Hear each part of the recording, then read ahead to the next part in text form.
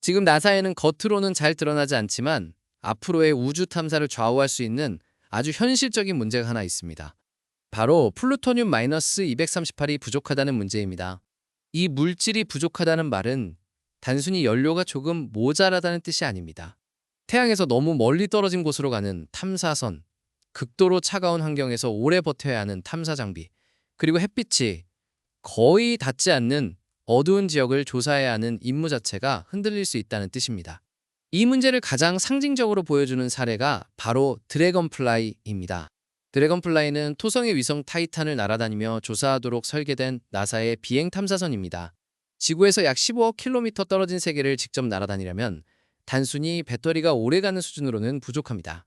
매우 춥고 태양빛은 희미하며 현장에서 장기간 안정적으로 전기를 생산해야 합니다.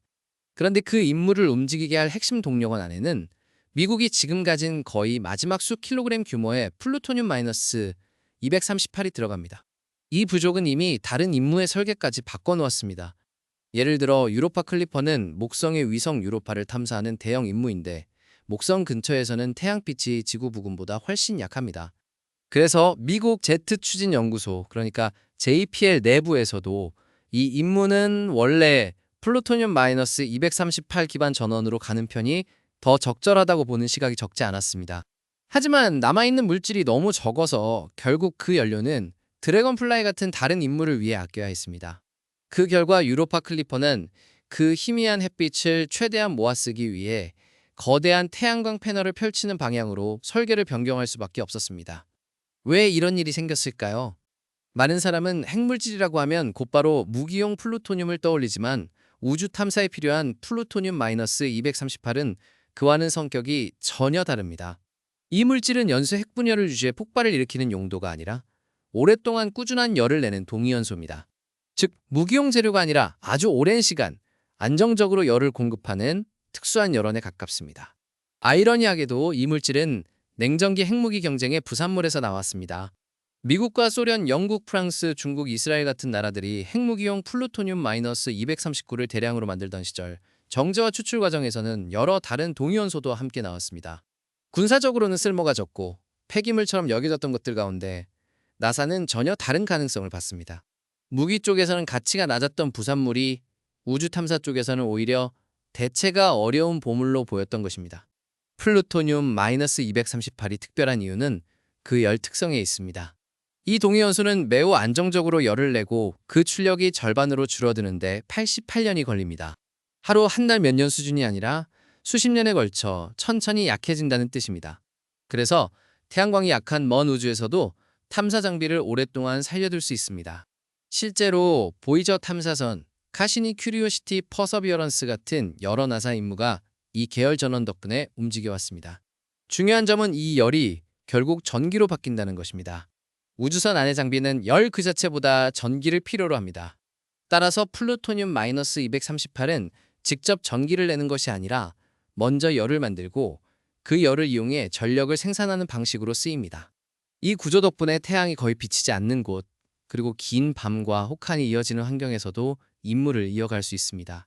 그렇다면 이렇게 중요한 물질을 왜 충분히 만들지 못하는 걸까요? 문제의 출발점은 1988년입니다. 미국은 노후 원자로 문제와 과도하게 커진 핵무기 재고 문제 속에서 무기급 플루토늄 생산을 중단했습니다.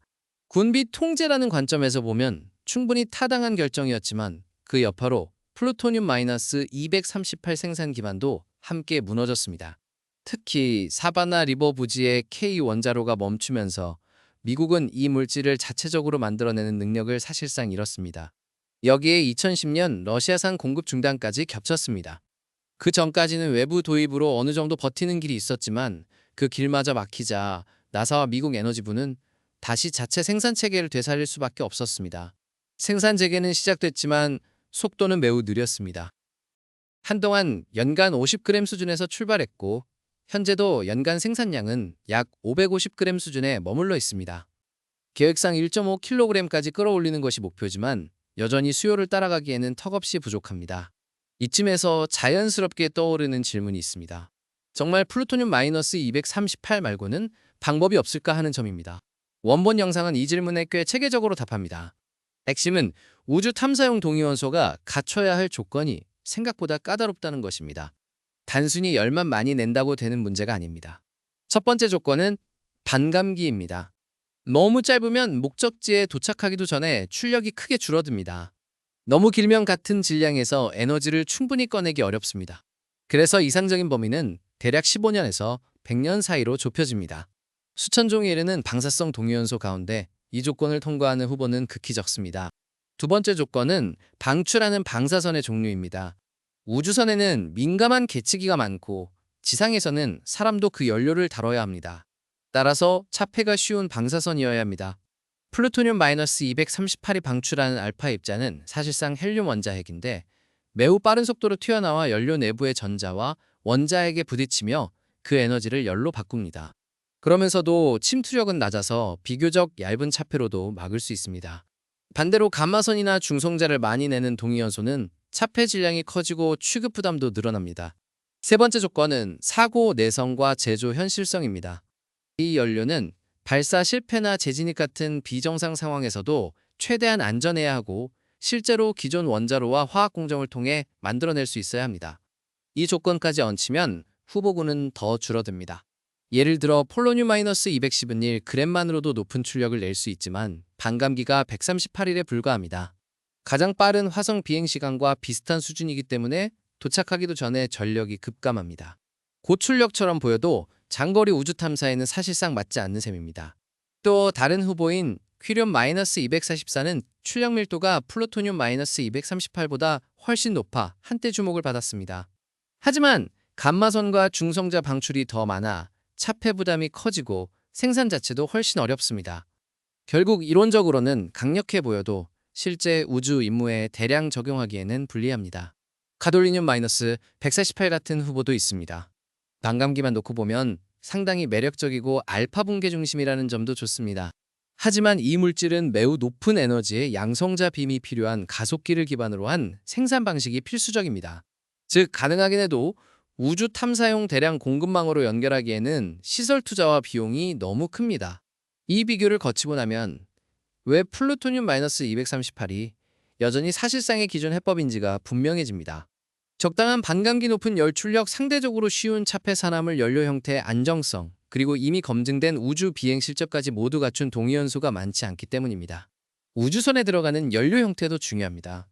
나사는 순수한 금속 상태의 플루토늄-238을 그대로 쓰지 않고 보통 산화물 세라믹 형태의 펠릿으로 만든 뒤 이를 이리듐 껍질 안에 넣습니다. 이리듐은 매우 높은 온도에서도 강도와 연성을 유지하기 때문에 발사 사고나 재진입 상황에서도 내용물을 최대한 가두는 역할을 합니다. 실제로 이런 설계는 역사적으로 검증된 바 있습니다. 1967년 기상위성 발사 실패 때 바다에 떨어진 방사성 발전기는 회수된 뒤 재처리되어 다시 쓰였고 아폴로 13호에서도 달 착륙선에 실려있던 발전기가 태평양 바닥에 가라앉았지만 안전하게 봉인된 상태로 남았습니다. 그러니까 이 체계는 단지 출력이 좋은 것이 아니라 비정상 상황까지 고려한 안전 설계 위에 세워져 있습니다. 문제는 이런 귀중한 열원을 전기로 바꾸는 방식이 그동안 충분히 효율적이지 못했다는 점입니다. 전통적인 방식은 열전 발전, 즉 재백 효과를 이용합니다. 두 종류의 반도체 사이에 온도차를 만들면 전이차가 생기고 그 전이차를 통해 전류를 흐르게 하는 방식입니다. 여기에는 N형 반도체로 납텔루라이드가 P형 반도체로는 텔루륨과 게르마늄과 안티모니를 섞은 테그스 계열 합금이 쓰입니다. 문제는 이런 장치가 열은 최대한 마가 온도차를 유지하면서도 전기는 아주 잘 흘려야 한다는 모순된 조건을 동시에 만족해야 한다는 점입니다. 구조는 단순하고 신뢰성은 높지만 효율이 낮을 수밖에 없습니다. 기존 RTG는 열을 전기로 바꾸는 효율이 대략 6%에서 7% 수준에 그칩니다. 다시 말해 소중한 플루토늄-238이 내는 열 대부분은 실제 전기가 되지 못하고 버려집니다. 그래서 나사는 더 적은 핵연료로 같은 전력을 만들 수 있는 대안을 찾으려 했습니다. 그 대표적인 시도가 어드밴스드 스털링 라디오 아이소토프 제너레이터였습니다. 스털링 방식은 밀폐된 계안의 기체를 팽창과 압축으로 반복 이동시키면서 열에너지를 기계적 운동으로 바꾸고 그 운동으로 발전기를 돌리는 구조입니다. 이론상 효율은 30% 안팎까지도 가능합니다. 성공만 했다면 필요한 플루토늄-238량을 4분의 1 이하로 줄일 수도 있었습니다. 하지만 이 프로젝트는 2013년에 중단됐습니다. 진동과 수명 문제 피스톤 관련 기술 이슈 비용과 일정의 과소평가 예산 제약이 겹쳤기 때문입니다. 결국 효율 향상으로 부족분을 메우려던 길은 막혔고 남은 해법은 더 많이 만드는 것뿐이라는 결론이 다시 남았습니다. 그렇다면 지금 미국은 어떻게 이 물질을 만들고 있을까요? 현재 생산 공정은 미국 여러 주에 걸친 대규모 분업 체계입니다. 먼저 냉전기에 축적해두었던 넵투늄-237이 출발점이 됩니다. 이 원료는 반감기가 길어서 수십 년이 지난 지금도 여전히 표적 물질로 쓸 수 있습니다. 이 넵투늄-237 용액은 오크리지 국립연구소로 옮겨져 정제되고 금속성 분말 형태로 만들어집니다. 그런 다음 펠리처럼 눌러 성형하고 알루미늄의 캡슐화에 조사에 투입할 준비를 합니다. 이렇게 봉입하는 이유는 원자로 안에서 변화가 일어나는 동안 물질을 안전하게 가두고 오염을 막기 위해서입니다. 그 다음 단계는 원자로 조사입니다. 원자로 내부에서 넵투늄-237이 중성자를 하나 흡수하면 넵투늄-238이 되고 이 불안정한 동위원소는 곧 베타 붕괴를 거쳐 플루토늄-238이라는 물질로 바뀝니다. 개념도만 보면 아주 단순한 한 줄짜리 과정처럼 보입니다. 하지만 실제로는 전혀 단순하지 않습니다. 원자로 안은 고온이고 중성자가 끊임없이 쏟아지며 확률적인 사건이 복잡하게 겹치는 환경입니다. 표적 원소가 딱 한 번만 원하는 방식으로 변해주면 좋겠지만 현실에서는 다른 경로가 훨씬 더 자주 일어납니다. 가장 큰 문제는 이렇게 만들어진 넵투늄-238조차 다시 중성자 폭격을 받는다는 점입니다. 원본 설명에 따르면 생성된 넵투늄-238의 약 85%는 원하는 플루토늄-238 상태에 이르기 전에 중성자 유도 핵분열 같은 다른 경로로 사라집니다. 어렵게 목표에 가까워진 물질이 그 자리에서 다시 없어지는 셈입니다. 운 좋게 플루토늄-238이 쌓이기 시작해도 문제가 끝나지 않습니다. 이번에는 그 플루토늄-238 자체가 다시 조사되면서 원하지 않는 다른 동위원소가 섞이기 시작합니다. 그런데 우주 임무용 열원은 순도가 매우 중요합니다.